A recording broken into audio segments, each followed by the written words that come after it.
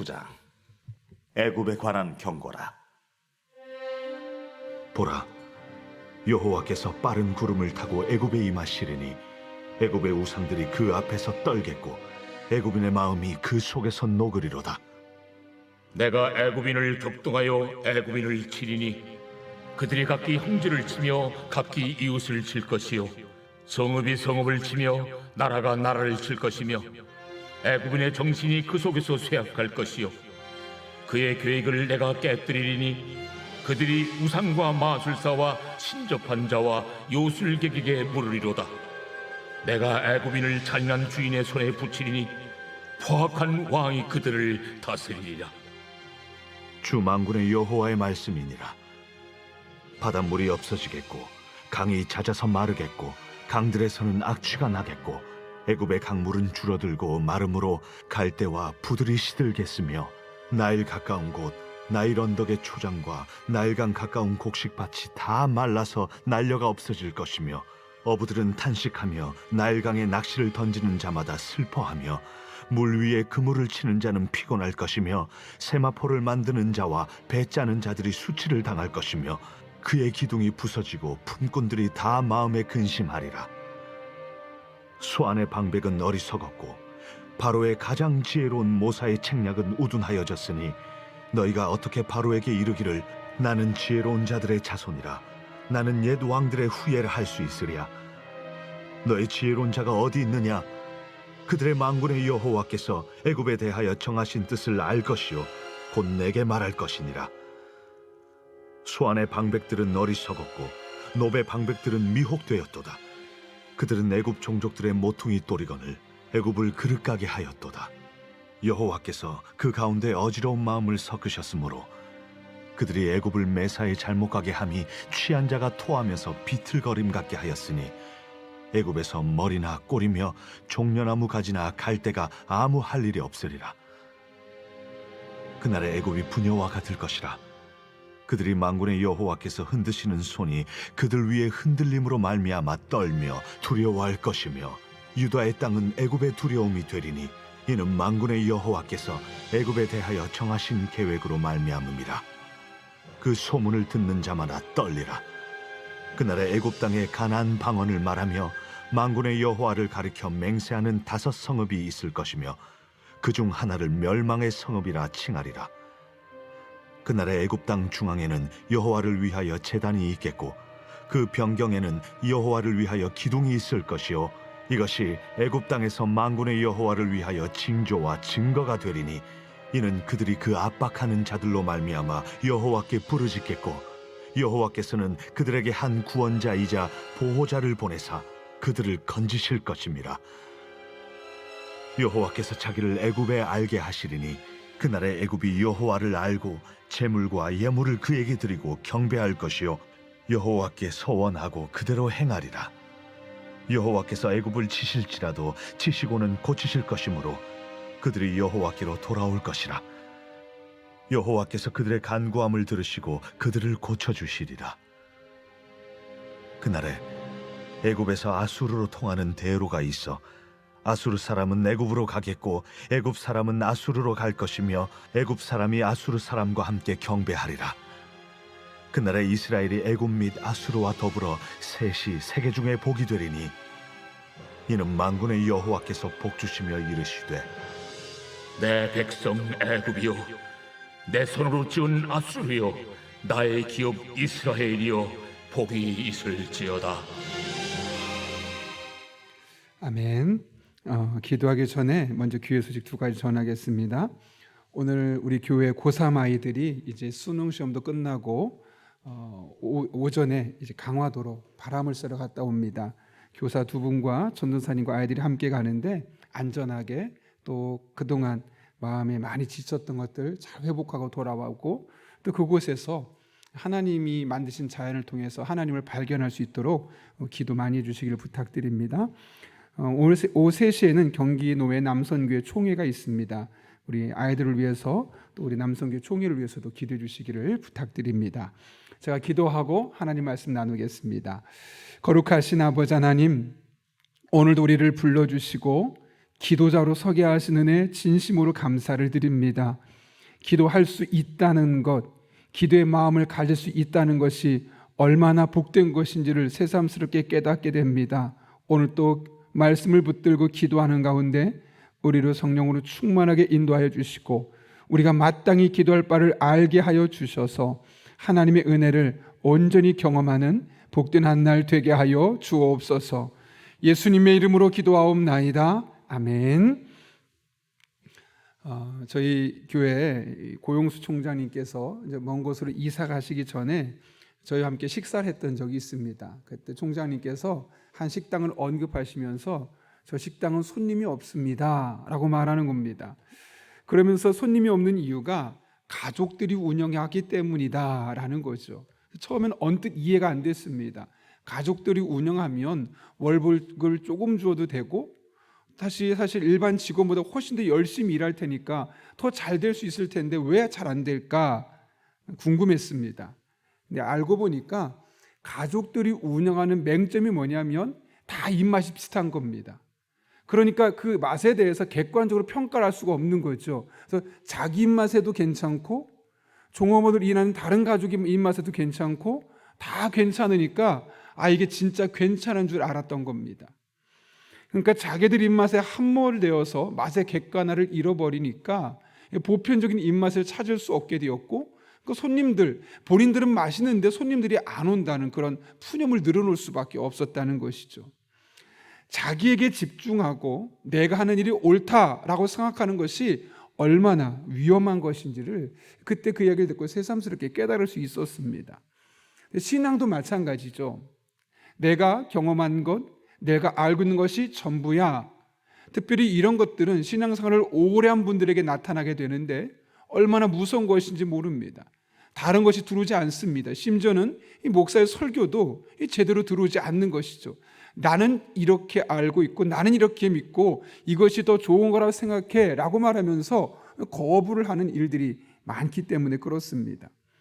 그렇게 되면 자기의 신앙의 맛은 가질 수 있을지 몰라도 보편적인 신앙을 가질 수 없게 돼서 결국 그 신앙이 틀어질 수밖에 없는 것이죠. 그래서 어떤 의미에서는 신앙을 내려놓기 연습이다라고 말한 이유가 바로 여기 있습니다.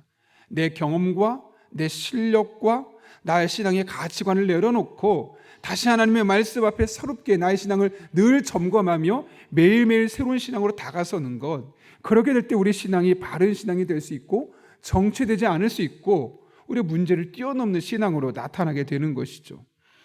오늘 본문을 통해 이 같은 사실을 다시 한번 확인할 수 있게 되는데요. 오늘 본문은 애굽의 심판에 대한 하나님의 경고의 말씀입니다. 그런데 오늘 본문의 말씀 보게 되면 심판하시는 하나님에 대한 묘사가 좀 남다르게 묘사되어 있습니다. 어떻게 묘사하고 있습니까? 1절 한번 읽어볼까요? 같이 읽습니다. 시작. 애굽에 관한 경고라. 보라, 여호와께서 빠른 구름을 타고 애굽에 임하시리니 애굽의 우상들이 그 앞에서 떨겠고 애굽인의 마음이 그 속에서 녹으리로다. 아멘. 여기 보면 여호와께서 빠른 구름을 타고 애굽에 임하신다고 말씀합니다. 빠른 구름, 왜 빠른 구름을 타실까요?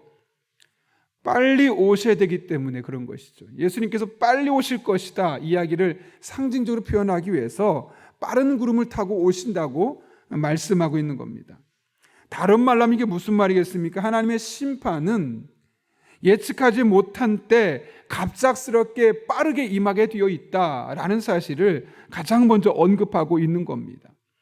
실제로 여러분 성경 곳곳에서 말씀하시는 바가 무엇입니까? 예수님이 오실 때 갑작스럽게 오신다는 거죠. 나 몇 날 몇 시에 방문할 테니까 기다려. 이렇게 말씀하시지 않고 순식간에 부지불식간에 우리도 미처 인식하기 전에 급하게 오신다는 겁니다. 대표적인 구절이 데살로니가전서 5장 3절이죠. 그들이 평안하다 안전하다 할 그때 임하신 여자에게 해산의 고통이 이름과 같이 멸망이 갑자기 그들에게 이르리니 결코 피하지 못하리라. 이게 무슨 말씀이겠습니까? 평안해, 안전해, 아무런 문제 없어, 심판 없어, 이 상태가 계속될 거야. 이런 마음을 먹고 있을 때, 또 삶에 너무나 큰 유격이 없이 그냥 괜찮게 살아가고 있을 때 그래서 우리가 심판을 생각하지 않고 이 세상의 종말을 생각하지 않을 때 그때 어떻게 해요? 갑자기 그들에게 임하게 될 것이다. 이렇게 말씀하고 있는 것이죠. 하나님의 심판은 우리가 평안하다고 생각할 때, 별 문제 없다고 생각할 때, 그래도 내가 살고 있는 것이 꽤 나쁘지 않고 적당히 살고 있어, 이 정도만 돼도 괜찮지 않아 라고 느낄 때, 그럴 때 갑작스럽게 임한다는 겁니다. 이것이 바로 성경에서 우리에게 말씀하고 있는 영적인 진리입니다. 그런데 많은 사람들이 어떻게 살아가고 있습니까? 마치 평생 죽지 않을 것처럼, 나에게는 마지막 날이 없어, 나는 5년 뒤, 10년 뒤, 20년 뒤에도 살아남을 수 있어, 마치 이런 마음으로 100세 시대라고 하니까 적어도 90세에서 100세까지는 살지 않을까, 이런 마음으로 살아가고 있는 것이죠. 그런데 이것이 비단 다른 사람만의 이야기가 아니라 특정한 사람들만의 이야기가 아닙니다. 사실 이것은 예수님의 시대에도 마찬가지였습니다. 마태복음 24장에 보게 되면 예수님이 다시 오실 날 심판이 있을 것을 말씀하시죠. 그런데 그때를 언제를 비유하냐면 노아의 홍수 때와 비교합니다. 마태복음 24장 37절부터 39절까지 말씀인데요. 노아의 때와 같이 인자의 임함도 그러하리라. 홍수 전에 노아가 방주에 들어가던 날까지, 바로 그날까지 사람들이 먹고 마시고 장가들고 시집가고 있으면서 홍수가 나서 그들을 다 멸하기까지 깨닫지 못하였으니 인자의 임함도 이와 같으리라. 제가 얼마 전에 제자반을 강의를 하면서 이런 질문을 던졌습니다. 만약 우리에게 2달밖에 시간이 남아있지 않다면 무엇을 하고 싶습니까? 라고 물었습니다. 그랬더니 어떤 분은 당장 직장 그만두고 한 달 살기도 하고 싶고 못했던 거 하고 싶고 이렇게 이야기하더라고요. 그런데 노아의 때는 어땠다는 겁니까?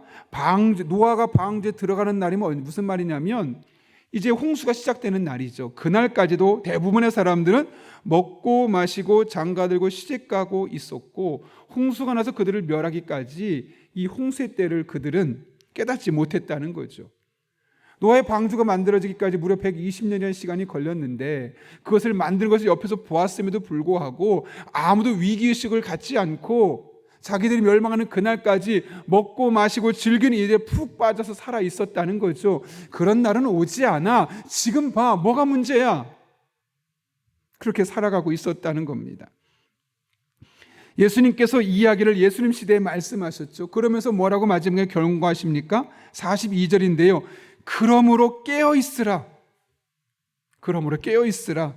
어느 날에 너희 주가 임할는지 너희가 알지 못함이니라. 언제 주님 오실지 모르니까 늘 영적으로 깨어있을 것을 말씀하고 있는 것이죠. 여기 핵심은 깨어있으라는 겁니다. 단순히 잠을 자지 말라는 것이 아니라 영적으로 잠들지 아니하도록 늘 깨어있으라는 것이죠. 늘 영적으로 충만한 상태가 되어지도록, 늘 영적으로 우리가 하나님과 민감하게 소통할 수 있도록, 그 상태가 흐트러지지 아니하도록 우리 영적인 상태를 단단히 붙잡고 있어야 함을 말씀하고 있는 것이죠. 여러분, 기타가 있죠. 기타가 있을 때 기타를 오랫동안 그냥 놔두는 것과 계속 연주할 때 어떤 때 이 악기의 음이 틀어질까요? 우리 생각에는 자꾸 만지면 이 줄이 늘어나거나 해서 마치 소리가 틀어질 것처럼 생각되죠. 근데 그렇지 않습니다. 오히려 계속 이 악기를 치면 이게 당겨졌다 풀어졌다 당겨졌다 풀어졌다 하면서 그 음이 유지가 됩니다.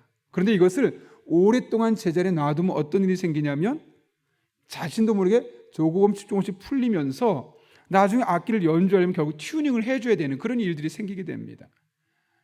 우리 인생도 마찬가지입니다. 내가 늘 나의 신앙을 깨어있지 않기 위해서, 영적으로 잠들지 않기 위해서 나의 신앙을 단단히 붙잡고 있으면 순간순간 믿음으로 대처할 수 있고 하나님의 은혜에 우리가 민감하게 영적으로 반응할 수 있습니다. 그런데 내가 잠깐만 잠들어 있으면 다시 하나님 앞에 초점을 맞추려면 또다시 튜닝을 해야 되는 그런 번거로운 시간들이 자꾸만 있게 되는 것이죠. 그래서 우리 믿음이 늘 하나님 앞에 충만하고 하나님의 말씀으로 반응하는 것이 아니라 상황에 반응하고 문제에 반응하면서 믿음을 잃어버릴 수 없는 상황까지도 우리가 처하게 되는 것입니다. 그런 의미에서 우리가 이 세상을 살아가면서 늘 영적으로 잠들지 아니하도록, 우리가 영적으로 잠들면 단순히 영적으로 그냥 잠들고 끝나는 것이 아니라 다시 하나님의 음성에 민감해지고 성령으로 충만해지기 위해서 또 다른 에너지를 소비해야 하는 그런 어려움이 있는 겁니다. 그런 의미에서 우리 한 사람 한 사람이 늘 영적으로 깨어있는, 그래서 늘 하나님과 영적으로 소통하고 순간순간 우리의 삶에 크고 작게 찾아오는 문제들을 믿음으로 반응하고 영적으로 반응할 수 있는 그런 저와 여러분 한 분 한 분 될 수 있기를 예수님의 이름으로 축원합니다. 하나님은 이사야를 통해 애굽을 심판할 것을 말씀하셨죠. 근데 어떻게 심판하신다고 말씀하십니까? 1절과 2절을 보면 우상들과 마음이 녹아내리고 자기 형제를 치며 이웃을 치는 일이 일어난다고 합니다. 3절을 보면 그런 가운데 그들의 정신이 쇠약해지고 계획한 대로 일이 이루어지지 않으며 궁극적으로는 잔인한 주인인 아수르의 에살핫돈에게 지배를 당하게 될 것을 말씀하고 있습니다. 5절부터 이어지는 말씀은 더 처절합니다. 뭐라고 말합니까? 바닷물이 없어지겠고 강이 잦아서 마르겠고 강들에서는 악취가 나겠고 애굽의 강물은 줄어들고 마름으로 갈대와 부들이 시들겠으며 나일강 가까운 곳, 나일 언덕의 초장과 나일강 가까이 곳 곡식밭이 다 말라서 날려가 없어질 것이며 어부들은 탄식하며 나일강에 낚시를 던진 자마다 슬퍼하며 물 위에 그물을 치는 자는 피곤할 것이며 등등등. 애굽 땅에 임할 하나님의 심판이 얼마나 처절할지를 말씀하고 있는 겁니다. 여러분, 그렇다면 왜 이런 일이 일어나는 것일까요? 한때 최고의 자원과 영향력을 발휘하던 나라가 바로 애굽입니다. 가장 강력했던 나라입니다. 그런 나라가 어떻게 이렇게 한순간에 나락으로 떨어지게 되었습니까? 그리고 왜 이런 하나님의 심판을 초래할 수밖에 없었을까요? 11절부터 15절까지의 말씀을 통해 알 수 있는데요, 11절과 12절 말씀 먼저 같이 읽어볼까요? 시작. 소안의 방백은 어리석었고 바로의 가장 지혜로운 모사의 책략은 우둔하여졌으니 너희가 어떻게 바로에게 이르기를 나는 지혜로운 자들의 자손이라 나는 옛 왕들의 후예를 할 수 있으랴. 너희 지혜로운 자가 어디 있느냐? 그들이 만군의 여호와께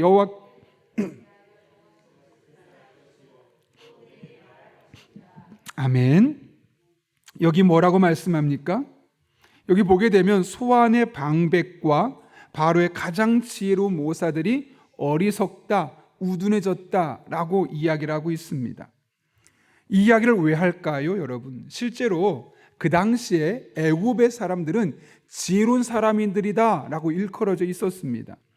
여러분, 열왕기상 4장을 보게 되면 하나님께서 솔로몬의 지혜를 칭찬하는 장면이 나오죠.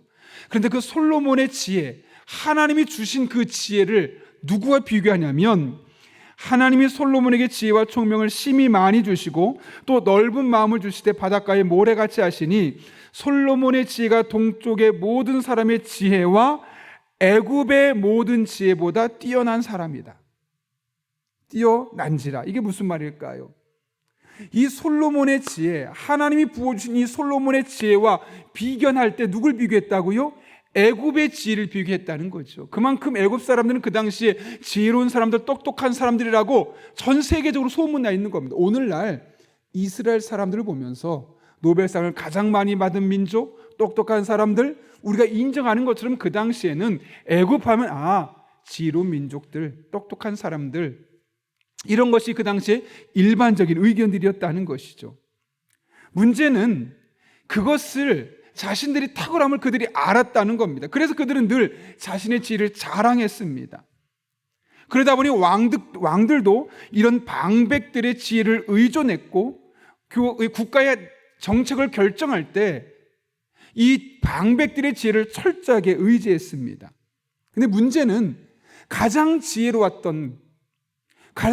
나라고 일컬어졌고 가장 지혜로운 사람을 많이 보호했던 그 나라가 그 지혜로 말미암아 망하게 되었다는 겁니다. 정말 아이러니가 아니올 수 없죠. 지혜로운 사람을 가장 많이 가지고 있는데 그 가장 많이 지혜로운 사람들로 말미암아 그 나라가 멸망하게 되었다. 왜 그럴까요, 여러분? 그들은 철저하게 자신들의 지혜를 의지했기 때문에 그렇습니다. 하나님의 말씀, 하나님의 지혜, 세상이 돌아가는 원칙은 중요하지 않았습니다. 그냥 그들이 있는 지혜, 사람들이 인정하는 그 지혜, 그 경험, 이것이 그들의 가장 중요한 우선순위를 차지하고 있었다는 것이죠. 근데 성경은 뭐라고 말씀합니까? 사람의 지혜가 하나님의 지혜보다 낫지 못하다고 우리에게 이야기합니다. 아무리 박사학위를 가지고 있고 수십 년간 삶의 지혜를 갖고 있다 할지라도, 수많은 인생의 경험을 체득하고 그것을 누군가에게 잘 설명할 수 있을 만큼 탁월한 언변을 가지고 있다 할지라도 하나님의 지혜를 의지하지 않으면 철저하게 무너질 수밖에 없음을 말씀하고 있는 것이죠. 왜 그럴까요, 여러분? 결국 우리가 사람의 지혜를 붙든다는 것은 하나님을 저버린다는 것을 의미할 때가 많기 때문에 그렇습니다.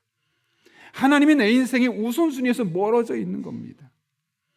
여러분, 그렇다면 여러분은 도대체 지금 무엇을 의지하며 살아가고 있습니까?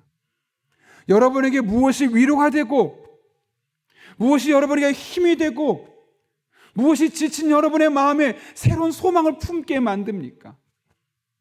혹시 주변에 오랜 삶의 경험을 가진 사람들입니까? 혹은 나름대로 학위를 가졌다고 말하는 사람의 그 탁월한 지혜와 조언입니까? 혹은 유튜브에서 들려오는 그 수많은 메시지들이 여러분의 마음을 평안하게 만들어 주십니까? 애굽이 망했던 가장 큰 이유는 자신들의 지혜를 가장 중요하게 생각했고, 결국 그것이 가장 큰 권위를 두었기 때문에 그런 문제가 발생하게 되었습니다. 오해하지 마십시오. 사람의 지혜가 다 쓸모없다는 것이 아닙니다. 하나님의 지혜가 훨씬 더 뛰어나고 탁월하다는 것이고, 하나님의 지혜가 더 영원하다는 것이며, 하나님의 지혜가 궁극적으로 우리를 살린다는 것을 말씀하기 위해서 오늘 애굽이 패망하는 장면을 보여주며 그들이 지혜를 의지했기 때문에 이렇게 망했다라고 말씀하고 있는 겁니다. 우리는 하나님의 지혜가 사람의 지혜보다 훨씬 더 뛰어나다는 사실을 늘 인정하고 그것을 믿고 살아가는 사람들입니다. 그러므로 여러분의 삶에 어떤 상황에 처한다 할지라도 철저하게 하나님의 지혜를 의지할 수 있기를 바랍니다. 그러면 하나님께서 하늘의 지혜를 여러분 한 분 한 분에게 부어 주실 것입니다. 여러분 앞뒤가 다 막혀 있어도 하나님이 지혜 주시면 길이 보이는 겁니다. 다 안 된다고 말해도 하나님이 지혜 주시면 다 안 되는 것처럼 보이는데 그 안 되는 것 사이에 작은 숨구멍이 보이는 겁니다. 그러므로 하나님의 지혜를 의지하시고, 정말 하나님의 지혜가 부족하다면 성경 말씀처럼 너희 중에 누구든지 지혜가 부족하거든 후히 주시고 꾸짖지 아니하신 하나님께 구하라 그리하면 주시리라, 이 말씀을 붙들고 하나님께 지혜를 구해 보십시오. 반드시 여러분의 삶에 꼭 필요한 지혜, 그 순간을 가장 잘 해결할 수 있는 가장 탁월한 지혜가 여러분 한 분 한 분에게 부어지게 될 것입니다. 그런 지혜를 늘 의지하고 경험하고 간증하며 살아가는 저와 여러분 될 수 있기를 예수님의 이름으로 축원합니다. 우리 함께 기도하겠습니다. 거룩하신 아버지 하나님, 오늘 하나님의 말씀을 통해 우리가 하나님의 지혜를 의지하기를 원합니다. 하나님의 지혜를 붙들길 원합니다. 너희 중에 누구든지 지혜가 부족하거든 후히 주시고 꾸짖지 아니하신 하나님께 구하라 그리하면 주시리라 말씀하셨습니다. 삶의 작은 일이든 큰 일이든 막막한 일이든 하나님의 지혜를 구하며 나아갈 때 지혜 하나님께서 하늘의 지혜를 부어주셔서 모든 문이 열려지게 하여 주시옵고 우리가 만난 하나님의 지혜를 간증하게 하여 주옵소서. 예수님의 이름으로 기도하옵나이다. 아멘. 우리 함께 그럼에도 불구하고 찬양하고 기도하겠습니다. 6시 25분까지 우리 한 20분 정도 기도하겠습니다. 마음속에 어려움이 있을 때, 마음속에 어려움이 있을 때, 마음속에 어려움이 있을 때, 마음속에 어려움이 있을 때 주님 내게 먼저 오사 내 마음을 만지고 주님 앞에 나올 수 없을 때 주님 앞에 나오 여러분의 마음이 있는 그대로 고백하십시오. 하나님, 지금 제 마음이 그렇습니다. 주님 앞에 나오 이 자리에 나와 있지만 잘 기도도 되지 않고 막막한 현실 앞에 좌절하고 있습니다. 그러나 주님만을 바라보기 원합니다. 의지하기 원합니다. 그런 마음으로 고백하며 찬양합니다. 그럼에도 불구하고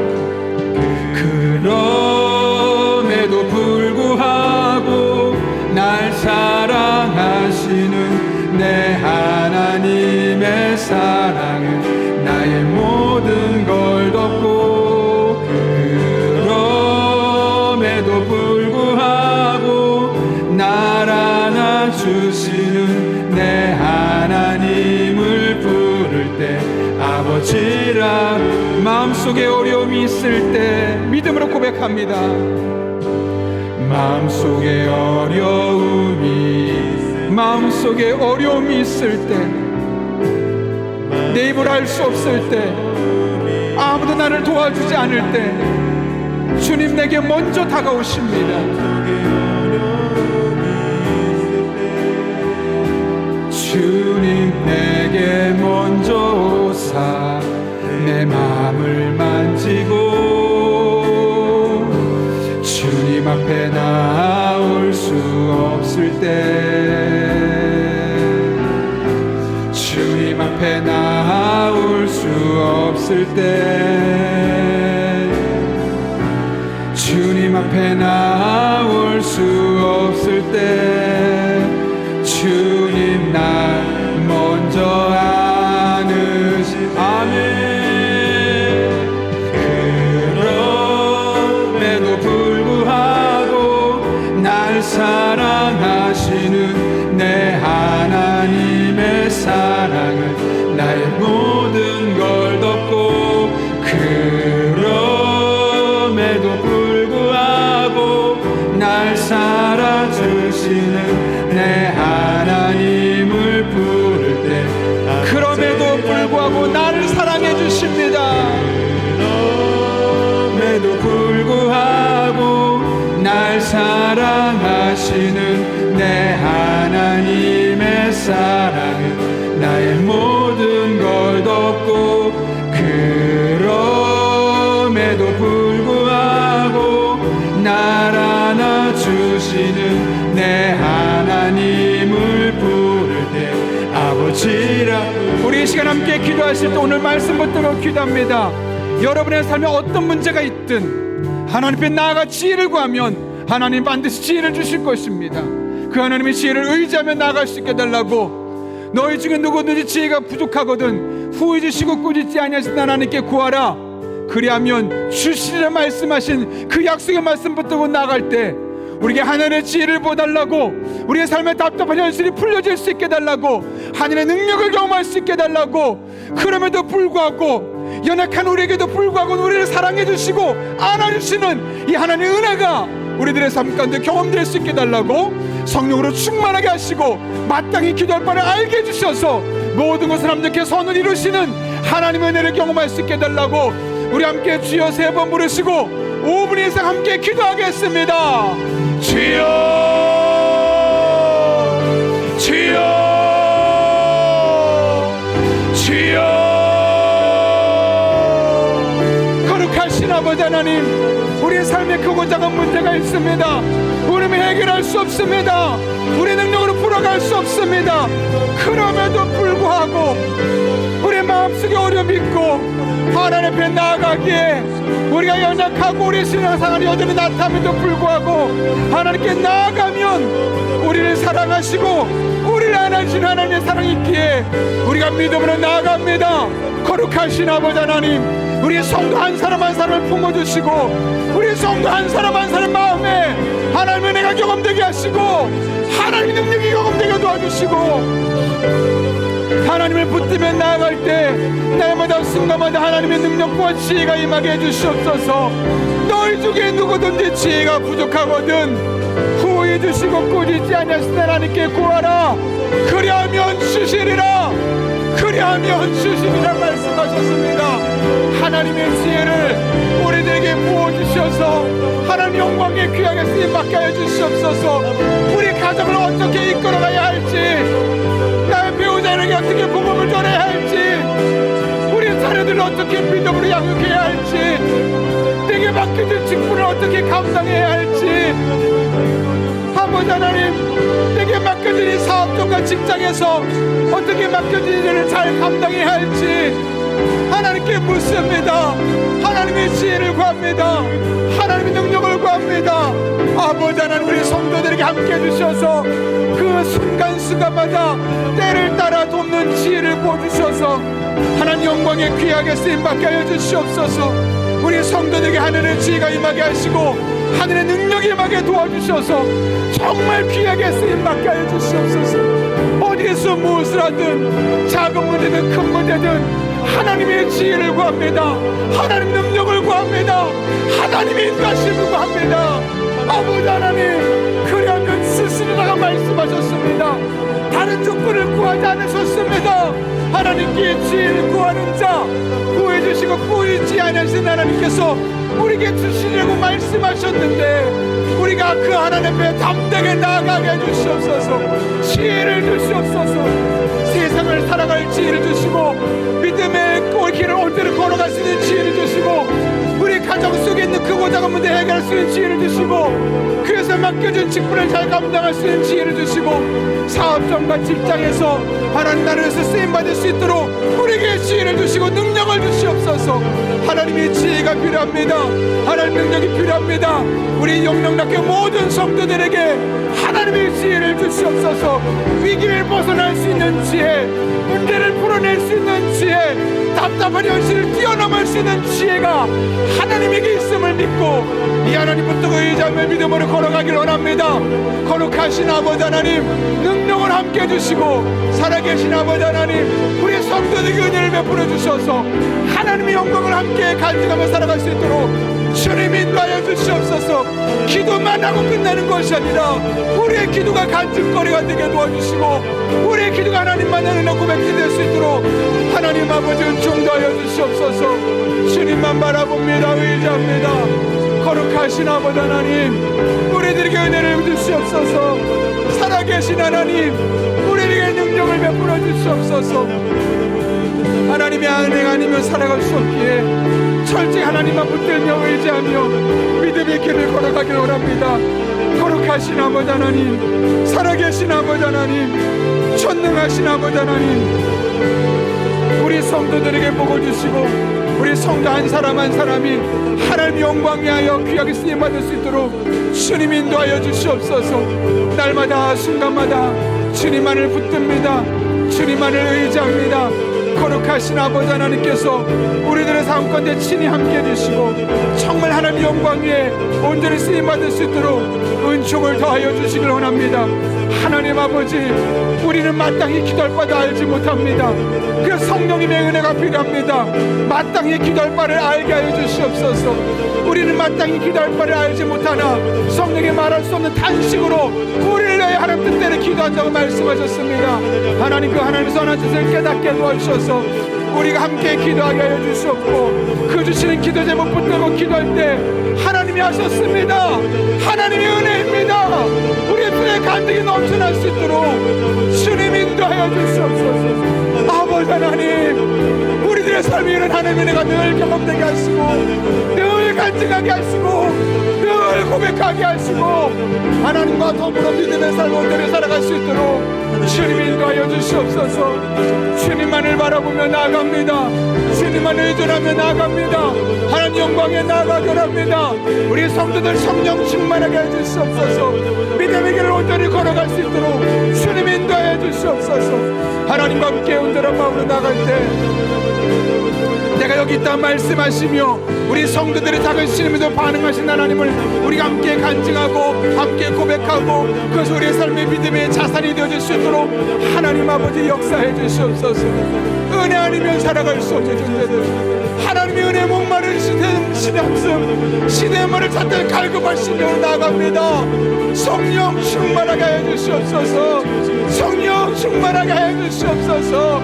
그런 가운데 성령의 열매가 맺혀지게 하시고 성령의 은사를 또 우리에게 임하게 도와주시옵소서. 주셔서 말씀의 지혜와 지식의 은혜가 임하게 도와주시옵고 믿음의 은사가 임하게 도와주시고 마음의 은사도 임하게 도와주시고 통역의 은사도 임하게 도와주시고 고린도전서 12장 7절부터 11절에 기록된 이 성령의 은사와 아버지 하나님 갈라디아 5장 22절에 기록된 이 성령의 열매들이 우리 성도들에게 균형 잡히게 맺어지게 해주셔서 정말 하나님 영광 위하여 능력 있게 쓰임받는 하나님의 사람들 되게 하여 주시옵소서.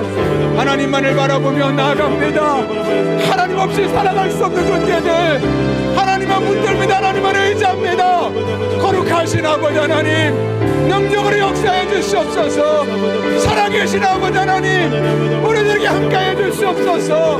성령 하나님 충만하게 해주셔서 마땅히 기도할 바를 알게 해주시고 이 하나님의 은혜와 능력 안에 온전히 걸어갈 수 있도록 주님 인도하여 주시옵소서. 하나님만을 바라보며 나아갑니다. 하나님만을 의지하며 나아갑니다. 살아계신 아버지 하나님께서 하나님의 영광을 위해 우리 한 사람 한 사람 붙잡아 주시고 그렇게 아버지 하나님 기뻐하는 삶을 오늘 살아갈 수 있도록 주님 인도하여 주시옵소서.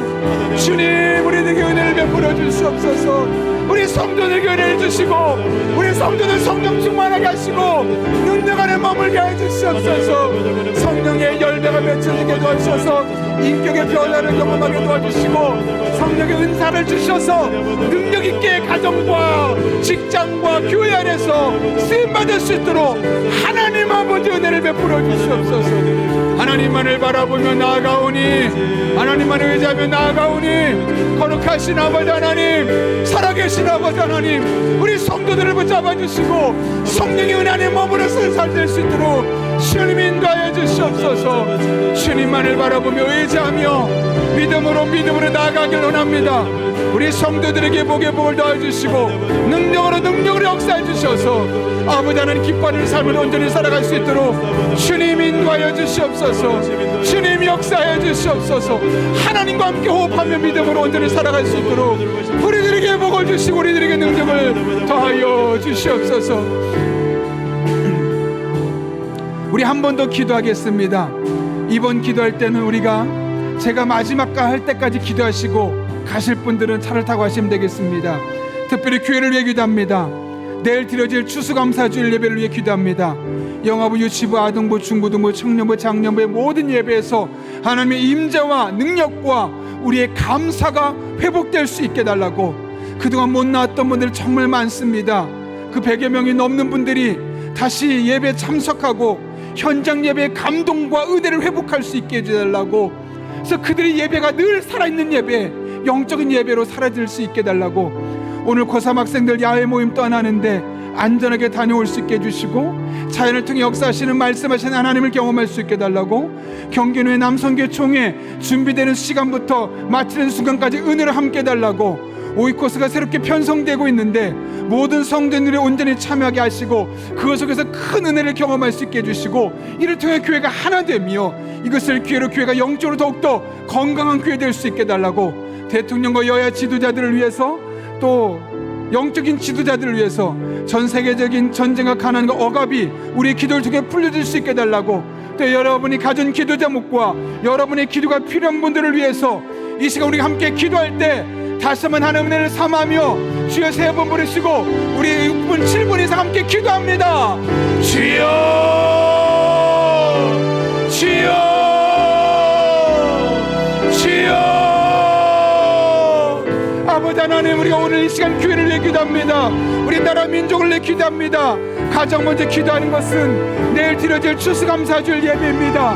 하나님 영아부, 유치부, 아동부, 중고등부, 청년부, 장년부들의 모든 예배 가운데 하나님의 임재와 능력이 경험되게 해주시옵소서. 그동안 나오지 못했던 분들 예배에 참석하게 도와주시고 이를 통해 현장 예배 감격이 다시 그들을 좌우하며 그들의 삶에 놀라운 은혜를 경험될 수 있도록 하나님 아버지 역사해 주시옵소서. 아버지 오늘 고3 학생들 야외 모임을 떠나게 됩니다. 안전한 여정 되게 도와주시고 자연을 통해 하나님의 임재를 경험하고 하나님의 살아계심을 경험할 수 있는 우리 아이들 되게 하여 주시옵소서.